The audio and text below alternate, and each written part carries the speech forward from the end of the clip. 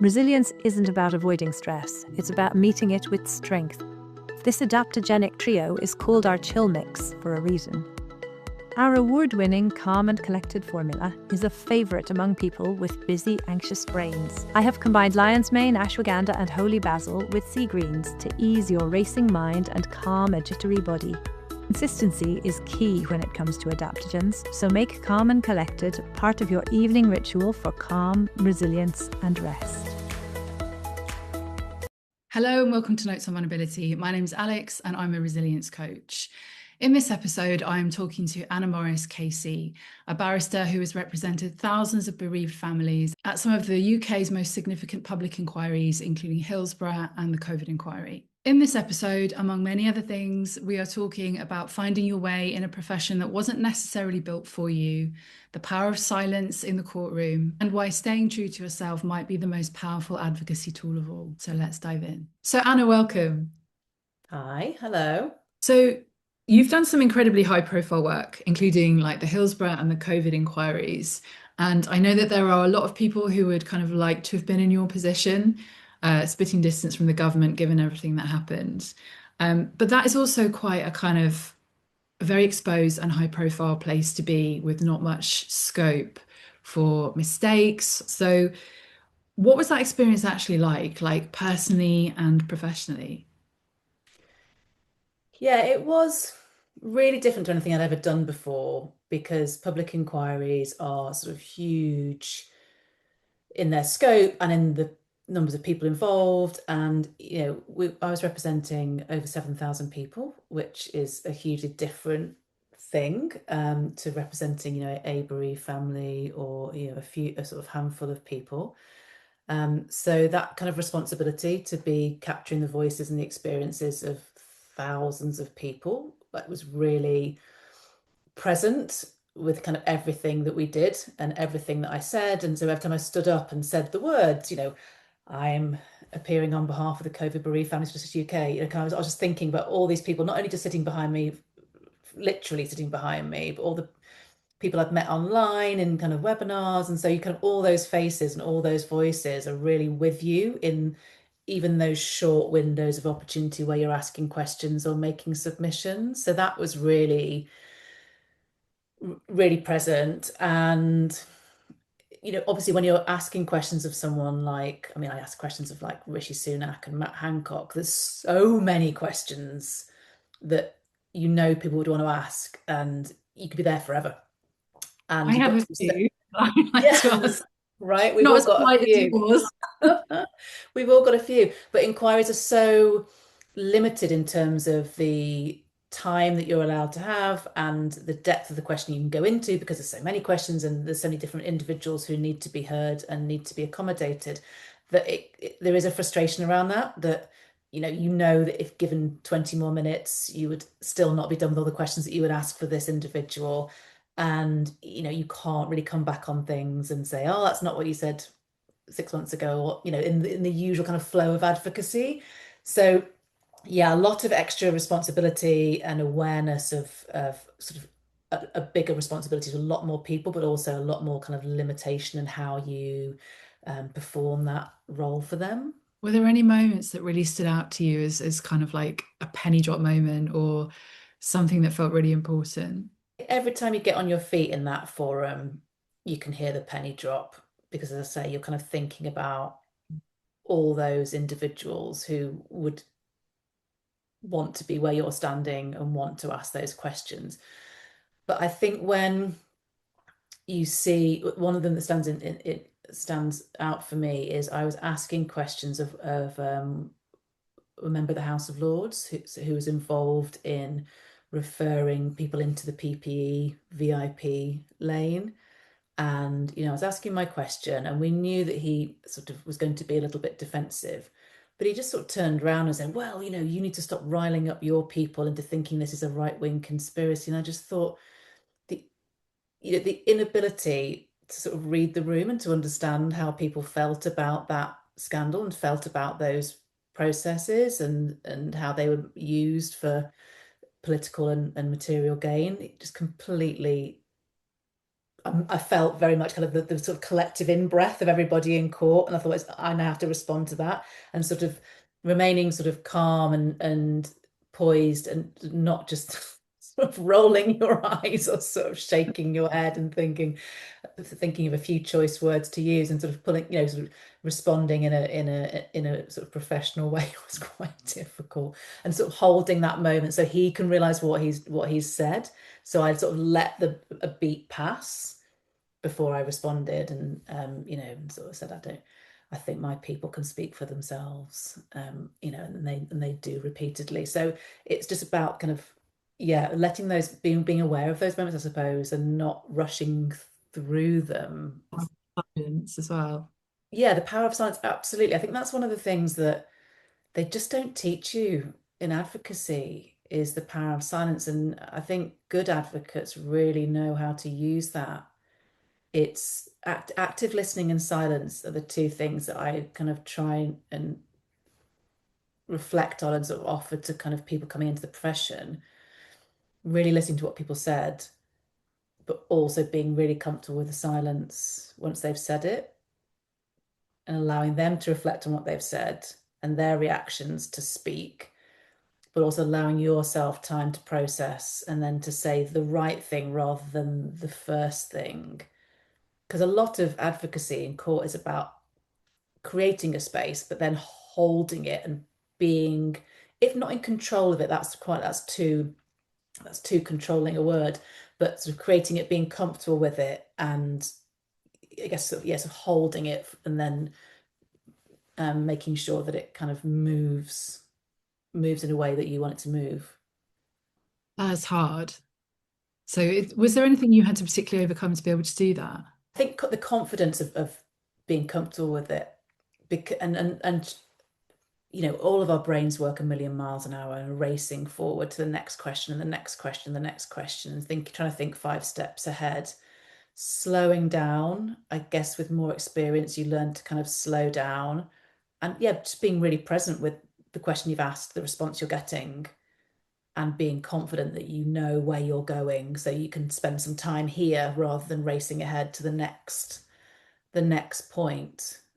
But that took me some time for sure. That really did take some time, because I think we're all predisposed to be like, look how clever I am, look how much work I've done, look, I want to show you all the preparation that I've done before I got here, and let me just make sure I show you all my work before I'm done. And I think that takes a little bit of time to work, to get past and to work through. And that's just that's experience and watching other people who are good at doing it. And I've been quite lucky to watch a lot of people who are good at doing it and being like, oh, that's really effective. That's really powerful. So when I do like talks or presentations, I kind of have to step into a slightly different part of me who is a bit more like that, a bit calm, a bit more of an adult, um, yeah, very. But it's a slightly different identity. Like it's still me. I'm not pretending not to be myself. But it is a slightly different version of me. Is that something that you also do? I think I do it through uniform. I think putting a suit on, because it's not something that I would wear, outside of work, is an indication to my brain that I am going into kind of professional mode. And I've always liked that about it. Like I liked wearing school uniform. I'm such a nerd. I liked wearing school uniform because it told me that I was at school, and it really, like, that delineation really helps me. I know it's really sad. I just remind myself that Karl Lagerfeld did it, and it makes me feel a little bit better. But I just like that kind of delineation of like, this is what I'm wearing to work.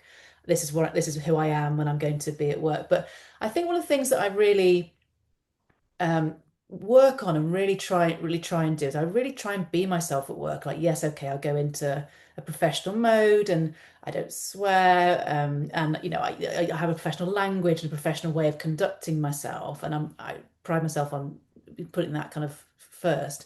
But I always really try and be myself. Like I can't hold a stiff face for the whole day. I can't go a whole day without having a little bit of a laugh with somebody, even if that means, if it's even like, if it's a really, really serious case where it's just not going to be appropriate to use any form of humor, or it's just really a difficult day in a case, or the kind of case is really serious and just lots of gravity and no sort of opportunities or appropriate opportunities for levity. I will make sure that in my day somewhere else, I've said thank you to the bus driver, or had a 3-minute conversation with the person in the post office, just to kind of ground myself in humanity being connected and light. And that's how I kind of not switch between them, but I'll always make sure my day's got a little bit of that in it. My kids think I'm crazy because I'll spend ages talking to the person in the shop when we're trying to just pick up something small, and they're like, why do you spend so long talking to people? But when you spend a whole day holding something really heavy, it's just you need to kind of reconnect to that humanity and that I don't want to say lightness because that sounds like there's too much sort of a contrast, but that normal pace, that normal kind of mixture of light and shade that is real life outside of our door, and sometimes inside our door as well. But yeah. Yeah, I think that's a really good point. Also, like women's nervous systems run more on connection, on oxytocin. So every time you do that, you're grounding yourself, which makes so Yeah. much sense because I imagine being under the spotlight like that, kind of speaking is, well, what does it do to your nervous system? Yeah, it definitely is heightened, and it has to be, quite often I will feel a sort of rush of cortisol before I'm about to get on my feet. And I'm kind of used to it now. And I have to kind of sort of, welcome it and say, thank you, I need you because I'm about to go and do something which I need to be on my toes for, I need to be focused for. And I've learned to kind of, I guess it's the same with actors in stage fright, maybe. It's going to come, so there's no point being afraid of it. You can literally feel the chemicals entering the bloodstream. You have to kind of not resist it and try and channel it and not let your hand shake too much, and and work with it rather than against it. So I've learned that tool, I suppose.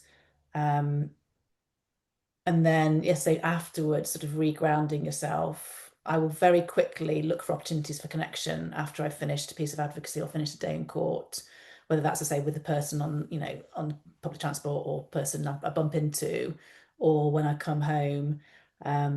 Yeah, that's really important. And one of the good things about larger cases where you've got lots of different individuals, lots of different lawyers, is if they've been running for a long time, people do find a rhythm for professional connection. People find a collegiality that actually is surprisingly important.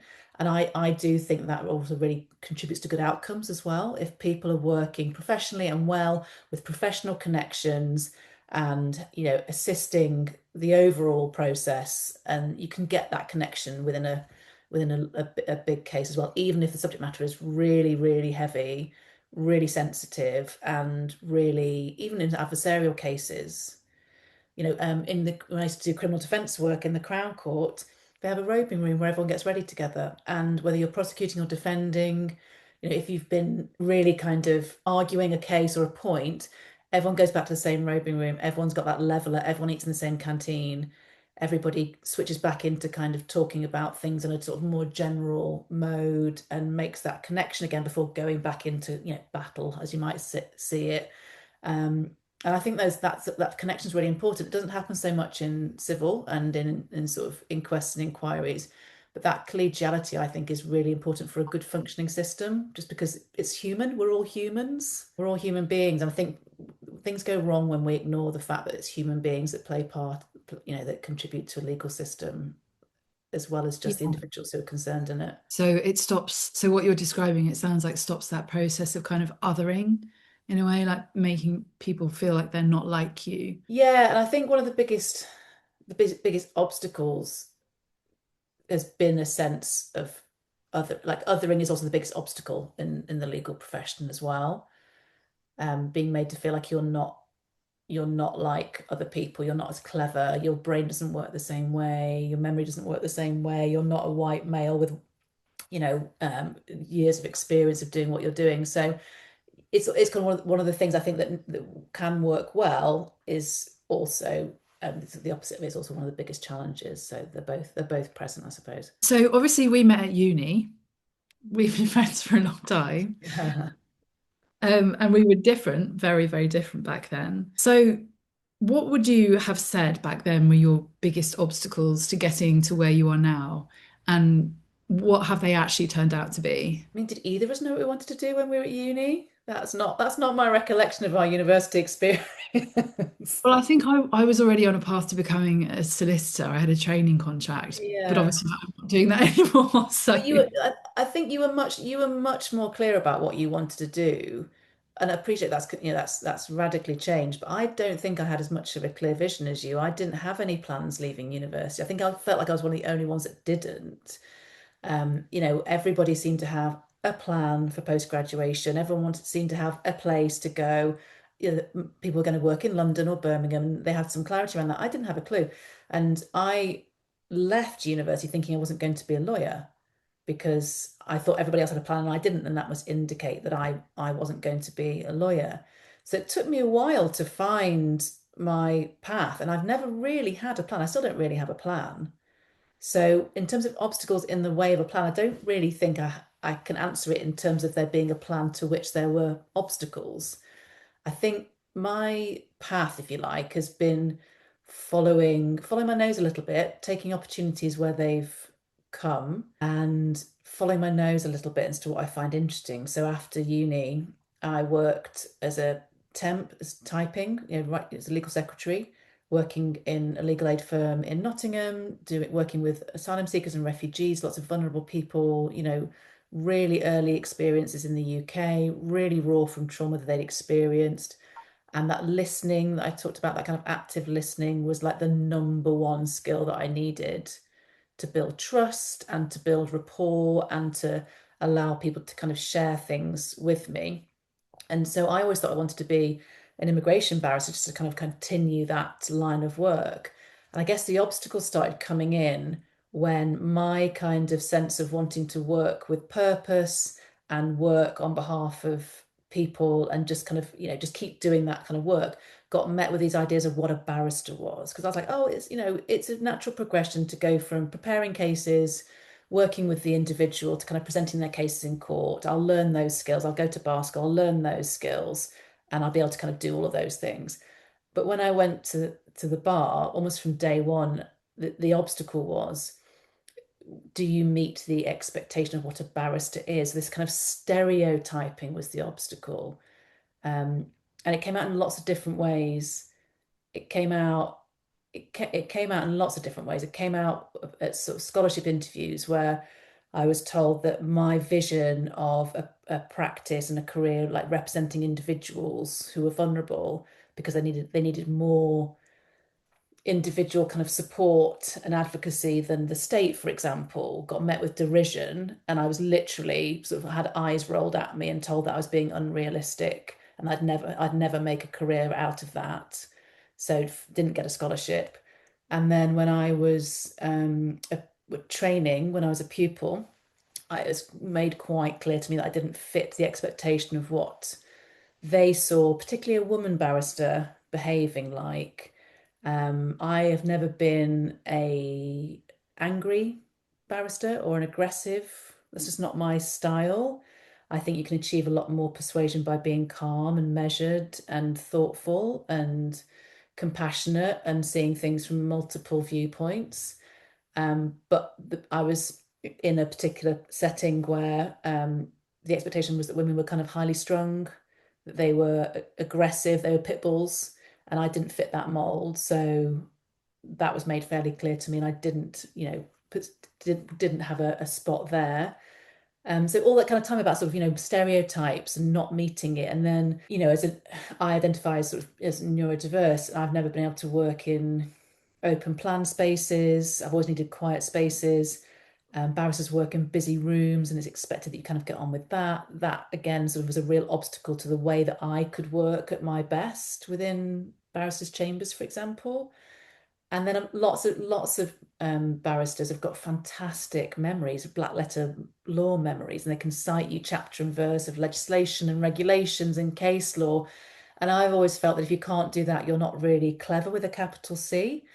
And it's taken me a long time to realize that, brains and learning comes in lots of different shapes and sizes. And that I'm a very visual learner. I'm a very social processor. So I process things by talking about them. So working in teams, I'll talk about a case theory or talk about, the latest case that's been handed down, and I'll talk it through with people and it'll stick, and I'll be able to utilize it and deploy it. And I just learned how my brain works, but all the way through these stereotypes of what barristers are, how they learn, how they retain knowledge, and how they perform have been obstacles. Whether that's in my head or been in reality, I couldn't say, but that's certainly what I felt like being some of the obstacles that I've had to work around and be confident in my own style of doing things. And I think now things are a lot better. Like the juniors that I'm working with and mentoring are all much more confident in their learning styles, much more confident in their individual ways that they do things. I think education settings are better at encouraging that than when you and I were at uni. I think people leave with a stronger sense of self and individuality than when we were at law school, which is a really good thing. But it took me until I was about, well, at least 30 to figure all that out. So yeah, I think those hopefully those obstacles are less. And I think it's really important to tell people, particularly women, that however they do things, they're still a barrister, they're still a great, still a great barrister, still a great advocate. Just, if they use mind maps to do things or colors or pens or whatever, doesn't matter. It's all quality at the end of it. It doesn't have to be done just one way. But also, you are a King's Counsel. Yeah, and that's another one. That was when I applied for that, my biggest obstacle, mental obstacle was, am I what they think a King's Counsel looks like or is on paper? Or that was every time you take a step forward and apply for a role or an opportunity, you come against that stereotype of what's a King's Counsel look like? What kind of work do they do? Are they someone who's in the High Court all the time? Are they somebody who's on nodding terms with three High Court judges because they appear so much in front of them? Are they somebody who, for example, in inquests, coroners' courts have always been seen as inferior courts because they're courts of record and not the Crown Court or the County Court or the High Court. So, people did say to me, "Oh, I'm not sure you're going to be able to take silk with just inquest cases as part of your portfolio." I mean, I had a public inquiry as well, but it was definitely kind of a sort of, oh, well, I'm not sure that inquest practitioners on on their own can be King's Counsel. But by the time I'd written the application and had everyone go through it with a purple pen and cross things out and add things in, and my kind of team of people who were supporting me were like, just close your eyes and hit send. By the time I'd done that, I thought to myself, well, you've put yourself on that form. If that's not what they want, then that's the answer, and it's not you. And so you don't want to be it. So that was kind of, I think a lot of women I've spoken to have said that. You put yourself into an application, whether it's for being a KC, whether it's for a judicial role, whether it's for an opportunity, that requires you to kind of step outside your comfort zone. And I think getting to the point where like, well, if that's not what they want, then that's not what I want to do either, is kind of the best you can do. There's so much like listening to you talk about this because I think a lot of people have a perception that to get where you are, which is kind of like high up in your profession, you need to have a plan at the beginning. You need to be in a certain place. You need to do certain things. You need to conform to certain things. And it's wonderfully refreshing to hear someone who's just not done any of that and got there regardless. And I'm not saying it was easy, but like it goes against the grain of like you must do what everyone else before you did if you want to get somewhere like that.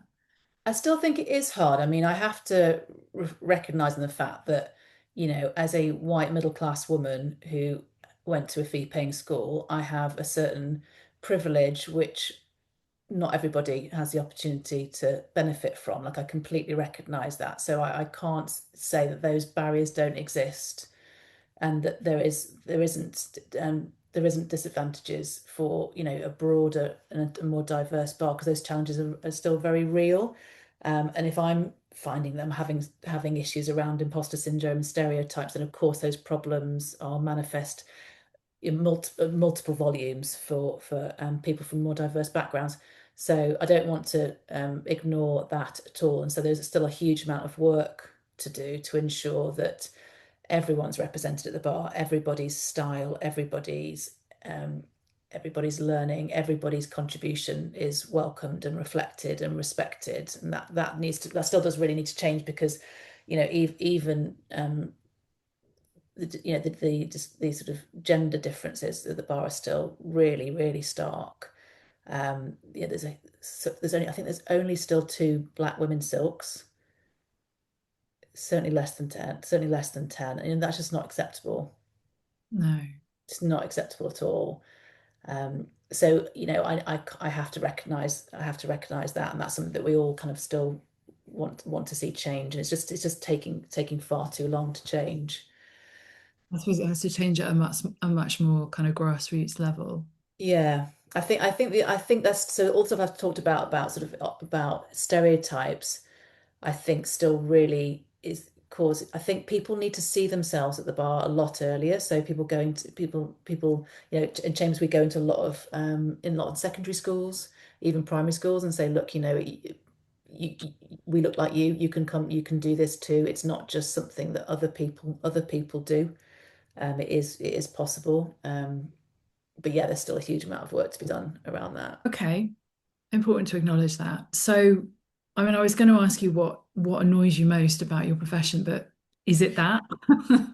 Yeah, that is a huge one, I think. That is a huge one. And that is also connected to another thing that does really annoy me, which is around the amount of kind of pro bono work that, particularly at the legal aid bar, the expectation is that you'll do. And that just makes it economically impossible for some people. Um, and that's getting worse as well. So I do almost exclusively legal aid work or publicly funded work. I take that responsibility to the public purse very seriously. But to give you an example, this year I am working on 5 or 6 cases, which will all have full hearings this year, where I've been involved in those cases for 5 or 6 years each. And the majority of work that I've done over those past 5 years for those cases involving numerous hearings, preparation, skeleton arguments, conferences will be pro bono because of the way that legal aid funding is structured. So I think people quite often see legal aid barristers in particular with kind of high profile cases and think, oh, well, he or she must have just sort of been instructed in that case and they've done a bit of preparation and they've attended court and done this kind of set piece of advocacy.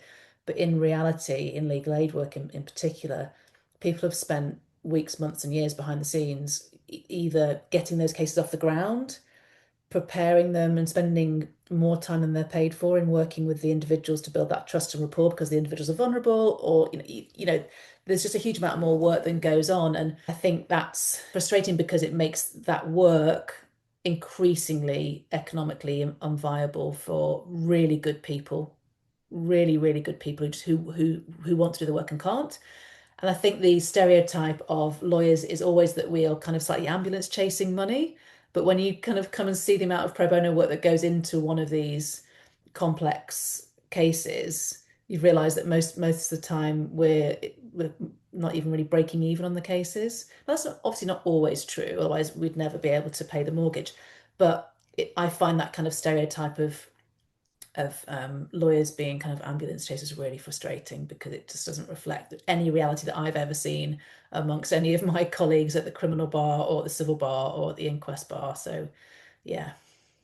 I think it probably comes more from my side of it, doesn't it? Solicitors who bill for every single thing. Like even, yeah, I remember the timesheets that we had to kind of keep, and you would bill for every hour that you breathed on a case, essentially, or Yeah. a case, they were transactions really. But yeah, which seems really unfair that you are being tarred with the same brush when, because there are very few other professions where you would be expected to work so much for free. Yeah, I think when it's kind of in your training years, you kind of accept it because it's good learning and it's good exposure to work. And I think the legal profession as a whole gets quite a lot out of young lawyers, commitment and sense of wanting to learn, whatever the area of law. But there comes a point, and this is why I kind of, legal aid lawyers have often just campaigned for fair remuneration because legal aid rates haven't gone up in 10 years, despite the cost of living and inflation going up by quite a lot. Okay, so obviously, you've done an incredible kind of breadth of things, but what do you think has been the biggest lesson in your career in terms of like what it means to be human? I think recognizing that law is an inherently human system. No one teaches that at law school. It's all about cases and legislation, isn't it? And about how lawyers process it in this kind of abstract way. But when you're working, particularly in trials or inquests, you realize it's an innately human system. You have a human jury, you have 12 human beings, you have a human judge, you have human advocates, you have human individuals that are being represented and have human needs and human witnesses. And I find that absolutely fascinating. That's what I love about it. I love the humanity that is in every single courtroom, every single process, and the way that law and process has to kind of create a space for everybody to operate and to try and find, a just outcome as a result of it. I just think it's absolutely fascinating, and it's really interesting and inspiring to be a part of. 95% of my work is on behalf of bereaved families or individuals who suffered unimaginable loss and grief. And that's been an active choice by me. I moved away from criminal law into inquest work about 15 years ago because of when I was instructed on the Hillsborough inquests. And then I kept working in this area because of it's going to sound a bit strange to say, I was absolutely in awe of the Hillsborough families when I met them, having gone through unimaginable pain, unimaginable loss, unimaginable torture, from being made to wait for 30 years before any real kind of legal outcome was available to them in terms of the later inquests. But their tenacity, their commitment, their love for each other as families and as friends, most of them became friends.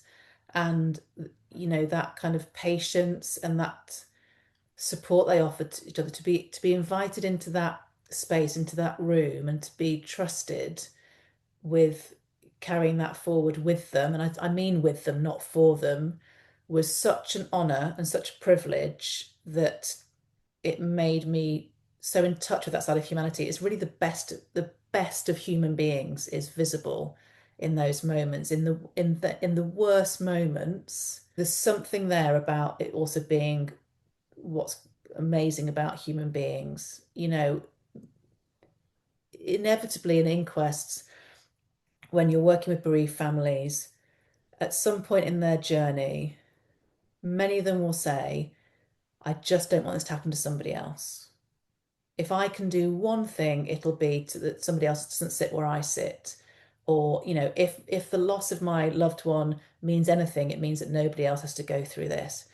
And that is one of the most, I think, moving and beautiful aspects of human nature. It's incredibly moving and gives me then the direction, the purpose to kind of dig deep through some difficult material or some difficult days in court to think, well, okay, there's something there that I can try and help you with. I can walk that last half a mile with you, or I can walk alongside that last half a mile with you on your really long journey, keep us both going until the end. And so, yeah, it's really quite a moving space to be welcomed into and trusted to be in with families in those moments. I always come back to that purpose, which is, you're being invited in to work with somebody on making some purpose, making some sense out of this nonsensical trauma. What sense can we make of it? What can we know about it? What's the truth we can find within it, both in terms of facts, like what can we find out what happened? Can we find out what actually happened and offer some comfort in the parent or the brother or whomever understanding what happened, which is a very human desire. So can we work on that, coming back to that? And then why are we doing it? Well, we're doing it because we want that person deserves to know what happened to their loved one, but also they want to know that by understanding what happened and whether it was avoidable or whether anything could have been done differently, whether that learning can be taken forward to make sure that other people don't find themselves in a similar position. Although that all is inspiring, it is a lot for you to carry as well. and you have a family and you have all the things that normal human beings who aren't so prominent have and aren't doing this job. So I wanted to ask about kind of what's changed in terms of how you approach caring for yourself as a human being, as a woman, as a professional, as a mother, and how that's changed over the past decade. Hmm. It's still a work in progress. So how it's changed has been that it's remained a work in progress, I suppose. So it changes every day because different things are needed every day. And as when I became a mother, it had to change quite radically in terms of how I organize my working life, how I organize my, exercise and personal time, all those things had to change really, really, really radically. And even though my children are kind of teenagers now, it still changes all the time as to where I can fit those things in, how I can do that, or what their needs are, what my needs are. So it's constantly changing. What I think I've tried to do, I've always tried to make sure I have good sleep, which isn't always easy when kids are very little, but my brain just doesn't work properly if I haven't had good sleep. So that was very challenging in the early years, but it's slightly better now. I really need to be outside and experience nature really, really regularly. That's really grounding for me, and I've certainly learned to appreciate that, even if it's in short doses or micro doses. If you're doing a case in a city, finding it where you can. And I think, like we've already touched upon, recognizing that really big need for connection. So at the moment, I'm very fortunate to work in a lot of really, really good teams. And I don't think when you're kind of starting at the bar, you think of it being a team profession. It can seem like, it's all about you and your ability to kind of swish your cape going into court and take center stage and be amazing. And no one's helped you to do that. It's all you. It's never true, even if it looks like that. Even if a barrister's doing that, it's not actually ever true. But I also really think you get the most out of you do your best job in a case if you're working as part of a strong team. And as time's gone on, I've been able to work with some really brilliant teams, and that is also, I think, good for balancing well-being for everybody in the team, not just me as a senior barrister, but I think it's also really good for junior members of the team. If you've got honest communication about what everyone needs, what everyone likes to do, what's important to everybody, you can find a way of working that still creates a huge, really high quality work, but respects everybody's needs, and recognizing how to get the best out of everybody. So I'll work with other barristers who I know I'll get the best out of them if they've been for a run in the morning. So I won't insist that they get something to me by 8 a.m. because I know they'll be running. I know that if I wait until 9 a.m., it'll be a higher quality bit of work. It's being flexible in that way rather than being dogmatic, I think brings the best out of me and brings the best out of people that I work with.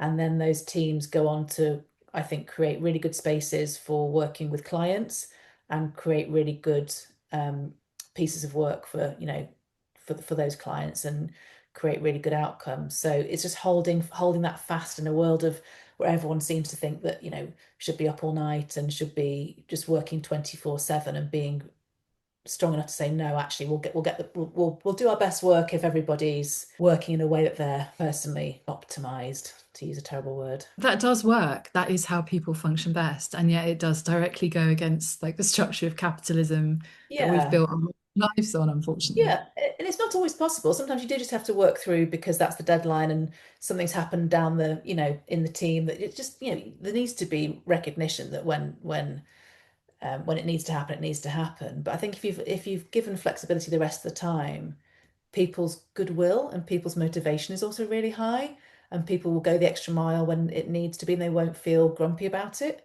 and because they know it's not all the time. And I think they respect the team sort of ethos as well. So I hope. I mean, you can ask ask my teammates; they might disagree, but that's kind of how it kind of feels within those teams. And yeah, this year I think most of my I'm very lucky that I've got lots of strong sort of all female teams as well, which is a really nice experience. Okay, so The last thing I always ask people on this podcast is, what is your note on vulnerability? So what is the one thing you'd like people to take away from our conversation today?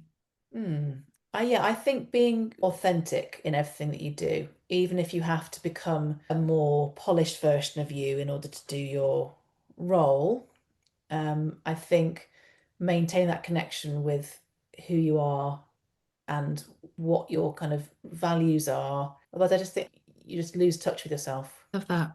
Well, thank you so much. That's been a really interesting chat. Thank you. It's been lovely to be invited on. I really enjoyed it.